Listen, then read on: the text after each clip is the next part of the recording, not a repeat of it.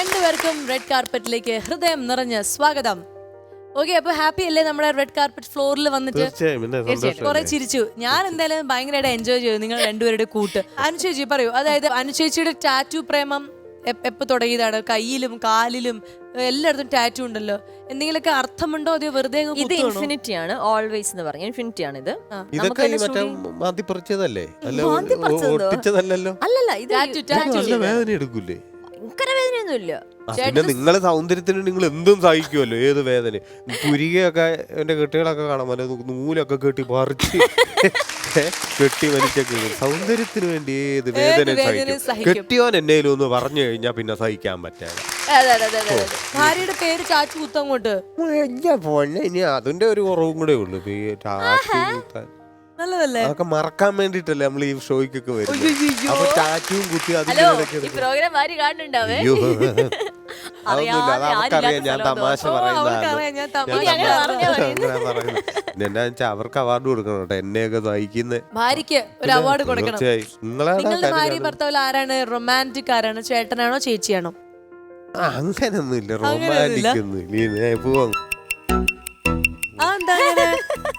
ചേട്ടനെ കണ്ട ഭയങ്കര റൊമാൻറ്റിക് ഒരു പേഴ്സൺ ആണെന്ന് തോന്നുന്നു അല്ലേ? അപ്പൊ ചേട്ടൻ തന്നെ ആയിരിക്കും. ആ ലുക്കൊക്കെ ഉണ്ടല്ലോ. തീർച്ചയായിട്ടും ഭയങ്കര റൊമാൻറ്റിക് ഒരു ഹീറോ. അതെ അതെ, ഒരു ലുക്ക് ചിരിയൊക്കെ അങ്ങനെയാണ് ഭയങ്കര. എനിക്ക് വയ്യ. ചേച്ചി റൊമാൻറ്റിക് ആണോ? ഞാൻ റൊമാൻറ്റിക് ആണ്. റൊമാൻറ്റിക് ആണ്, ഭയങ്കര റൊമാൻറ്റിക്. അല്ല, ശരിക്കും റൊമാൻറ്റിക് എന്ന് പറഞ്ഞാൽ എന്താ? അതായത് നമ്മൾ പറയില്ല പ്രണയം എപ്പോഴും പൈങ്കിളിയാണെന്ന് പറയൂല്ലോ. ചിലവർക്ക് ഈ പൈങ്കിളി ഇഷ്ടമല്ല, പക്ഷെ ചിലവർക്ക് ഭയങ്കര ഇഷ്ടമാണ്. ഐ ലവ് യുടാ, എവിടെ എത്തി എന്നൊക്കെ ചോദിക്കുന്ന ചിലവർക്ക് ഇഷ്ടം. അതാ പറയാ. പക്ഷെ എനിക്ക് കെട്ടിയോണ്ടല്ലോ ഒരു ഞാൻ ഇങ്ങോട്ട് പോകുന്നു കഴിഞ്ഞാൽ പോലും ഐ മിസ് യുടാ എന്നൊന്നും ഒരു അങ്ങനെങ്കിലും പോലും ഒന്നും ചെയ്യണ്ടേ, അതൊന്നും ചെയ്യുന്നില്ല. ഇടയ്ക്ക് പറയണ്ടേ? വേറെ സംഭവം ഉണ്ട്. ഈ ചില വർക്കൊക്കെ കഴിഞ്ഞിട്ട് തന്നെ ഡ്രൈവ് ചെയ്തൊക്കെ ഞാൻ പോകുമ്പോഴത്തേക്കിന് നല്ല ടാങ്കർ ലോറിയൊക്കെ ഓവർടേക്ക് ചെയ്ത് കയറുമ്പോഴാണ് വിളിച്ച എവിടെത്തിന്ന് ചോദിക്കുന്നത്. അങ്ങ് എത്തും. അതാണ് ഈ കുഴപ്പം. ഇതിന് നടിക്കുന്നവർ നമ്മളവർക്ക് ഇനി വല്ല അത്യാവശ്യമാണോ എടുത്ത്. അപ്പൊ ഞാൻ പറയാം, ദൈവത്തെ ഓർത്ത് അവിടെ നിന്ന് ഇറങ്ങുമ്പോ ഞാൻ വിളിക്കാം, പിന്നെ ഒരിടത്ത് എത്തുമ്പോ ഞാൻ വിളിക്കാം, ഇടയ്ക്ക് വിളിക്കാം. അങ്ങനൊക്കെ അത് മനസ്സിലാക്കിയിട്ടുണ്ട്. മെസ്സേജ് ചെയ്തിട്ടോട്ടെ, മിസ് യുടാ, അതൊന്നും നമ്മള് ചെയ്യരുത്. പിന്നെ ഇങ്ങനെ നല്ല, അതായത് അനുചേച്ചി പറഞ്ഞ പോലെ എപ്പോഴും ഭയങ്കര നല്ല റൊമാൻറ്റിക് പാട്ടൊക്കെ കേൾക്കുക, അപ്പൊ നമ്മൾ റൊമാൻറ്റിക് ആയി പോവും അറിയാതെ. ഈ ചുമ്മാ ഈ പ്രണയം എന്ന് പറഞ്ഞ സാധനം ഇങ്ങനെ കാണിക്കുന്നവർക്കാണ് ഉള്ളിൽ ഇല്ലാത്തത്. അതെ, അതാണ് ഞാൻ മനസ്സിലാക്കിയത്. അതാണ് ഇപ്പൊ ഞാൻ പറഞ്ഞ പല കവികൾ ഇപ്പൊ ONV സാറ് ഇവരൊക്കെ എഴുതി, അവരാരാണ്ട് പ്രേമിച്ചിട്ട് ആരെയും ഒളിച്ചോടിയിട്ടോ ഒന്നും എഴുതുന്നതല്ലല്ലോ. അവരുടെ ആ മനസ്സിലുള്ളതാണ് പ്രണയം. മനസ്സിലാണ് പ്രണയം. ഇങ്ങനെ ഇത്ര കഷ്ടപ്പാടുണ്ട് അതായത് ഇപ്പൊ ഈ ചേട്ടന്റെ ഈ എക്സ്പ്രഷൻ കണ്ടപ്പോഴാണ് എനിക്കൊരു കാര്യം മനസ്സിലേക്ക് ഓർമ്മ വന്നത്. അതായത് ഇവിടെ നിന്ന് വന്ന് പുറത്തേക്ക് തള്ളിയുള്ള ഒരു സാധനം, അത് നമ്മള് പേപ്പറിൽ എഴുതണം. ലവ് ലെറ്റർ എഴുതണം. ചേട്ടന് പരിചയം എനിക്ക് എഴുതണമെന്ന്. നിങ്ങൾക്ക് രണ്ടുപേർക്കും ലവ് ലെറ്റർ എഴുതി പരിചയമില്ലേ? എനിക്കില്ല, സത്യമായിട്ടില്ല. ഇല്ല. അപ്പൊ ഇവിടെ വെച്ച് നമുക്ക് പരിചിതമാകാം. ഞാൻ ചോദിക്കുന്നത് ആർക്ക് എഴുതുന്നതായിട്ട്? അനുവിന് എഴുതുന്ന? അല്ല, ചേട്ടൻ അനുവിന് എഴുതണം, അനു ചേട്ടൻ എഴുതണം. അങ്ങനെ. ഇനി അതിലൊരു സസ്പെൻസ് ഉണ്ട്, അത് ഞാൻ പറയാം. അതിന്റെ ഒരു കുറവും കൂടെ ഇവിടെ ഇരുന്ന് എഴുതുകയാണോ? പിന്നീട് വീട്ടിൽ പോയിട്ട് എന്റെ കൺമുന്നിൽ വെച്ചിട്ട് എഴുതണം. ഞാൻ വേറെ കുറച്ച് കാര്യങ്ങൾ പറയാം, അപ്പൊ അത് മനസ്സിലാവും. നിങ്ങളുടെ ആദ്യം പ്രോപ്പർട്ടീസ് വരട്ടെ. ഓക്കെ, അപ്പോൾ ലവ് ലെറ്റർ എഴുതാനുള്ള പേപ്പറും പേനയൊക്കെ എല്ലാവരും കിട്ടി. ഇനി ഞാൻ പറയുന്ന കുറച്ച് കാര്യങ്ങൾ, കുറച്ച് വേർഡുകൾ നിങ്ങൾ ഈ ലവ് ലെറ്ററിൽ, ഈ പ്രണയ ലേഖനത്തിൽ ആ വേർഡുകൾ ആഡ് ചെയ്യണം. ഓക്കെ, അതിൽ ഒന്നാമത്തെ വേർഡ് സെമിത്തേരി, രണ്ടാമത്തത് പെട്രോൾ, മൂന്നാമത്തെ ഷവർമ, നാലാമത്തത് തബല, അഞ്ചാമത്തത് വാക്സിൻ. ഇന്റലിജന്റ് ആയിട്ട് ഈ വേർഡുകൾ നിങ്ങളുടെ പ്രണയലേഖത്തിൽ ചേർക്കണം എന്നാണ് പറയുന്നത്. അതാണ് പറയുന്നത്. തമാശ രൂപത്തിലൊക്കെ ആവാം, വലിയ സാഹിത്യമൊന്നും വേണ്ട. അപ്പൊ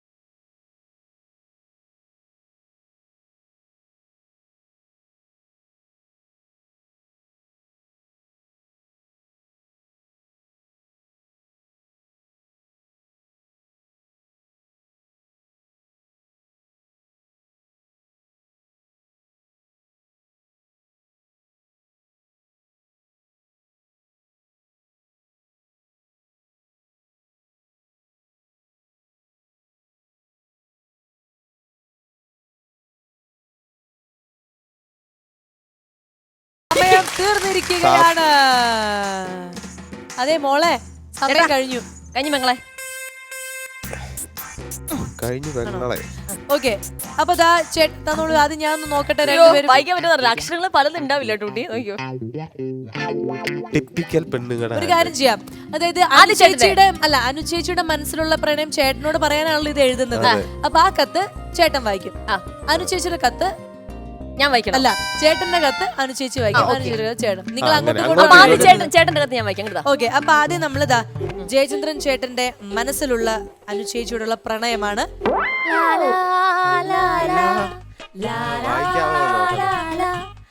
വായിക്കട്ടെ. ശരി. പ്രിയപ്പെട്ട അനു, നീ ഇല്ലാത്ത ജീവിതം ശവങ്ങളില്ലാത്ത സെമിത്തേരിയെ പോലെയാണ് എന്റെ മോളെ. നിന്നോടുള്ള പ്രണയം പെട്രോളിന്റെ വില പോലെ ഉയർന്നു വരുന്നു. കരളേ കരളേ കരളേ. നിന്നെ കുറിച്ചുള്ള ഓർമ്മകൾ. ഓർമ്മ തന്നെ ഇല്ല ചേട്ടാ, നല്ല ഫീൽ. ശരി. നിന്നെ കുറിച്ചുള്ള ഓർമ്മകൾ ഷവർമ്മയ്ക്കകത്ത് ചിക്കൻ പൊതിഞ്ഞു വെച്ചിരിക്കുന്നത് പോലെ എന്റെ ഉള്ളിൽ ഒളിച്ചു വെച്ചിരിക്കുന്നു പൊന്നെ. നിന്റെ ഒരു വാക്കിനായി രണ്ടാം ഡോസ് വാക്സിനായി കാത്തിരിക്കുന്നത് പോലെ ഞാനിരിക്കുന്നു. നീ ഇല്ലാത്ത ഓരോ നിമിഷവും തോല് പൊട്ടിയ തബലയാണ്. മിസ്സിയൂടാ അതുണ്ട് കേട്ടോ.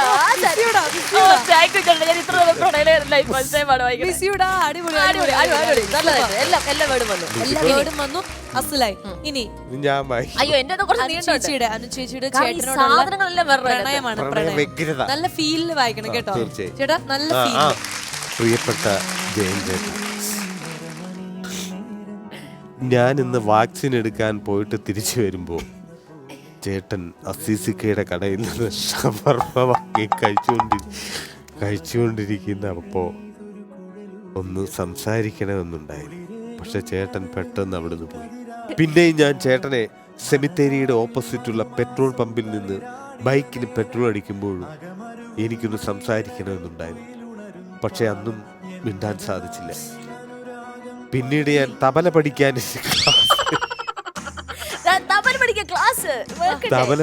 ക്ലാസ്സിലിരിക്കുമ്പോ ചേട്ടൻ ക്ലാസിന്റെ മുന്നിലൂടെ ഒരു കാറിൽ പോകുന്നത് കണ്ടു. പക്ഷെ അത് ചേട്ടന്റെ കല്യാണം കഴിഞ്ഞുള്ള യാത്രയായിരുന്നു. എന്റെ പ്രണയം ഞാൻ ആ കാഴ്ചയുടെ അവസാനിപ്പിച്ചു എന്ന്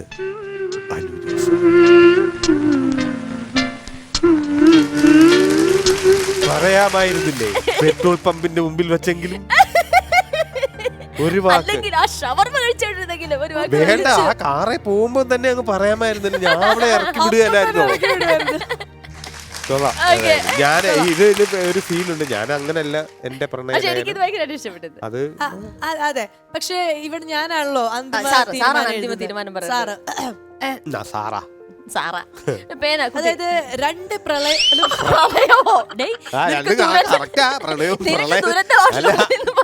പ്രളയം തന്നെയാണ് പ്രണയം.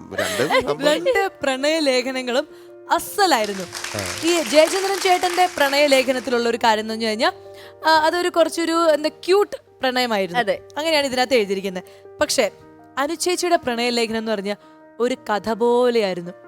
കണ്ടു, ഇത് ചെയ്തു, അങ്ങനെ ചെയ്തു, അഷ്ടപ്രണയം ഇങ്ങനെ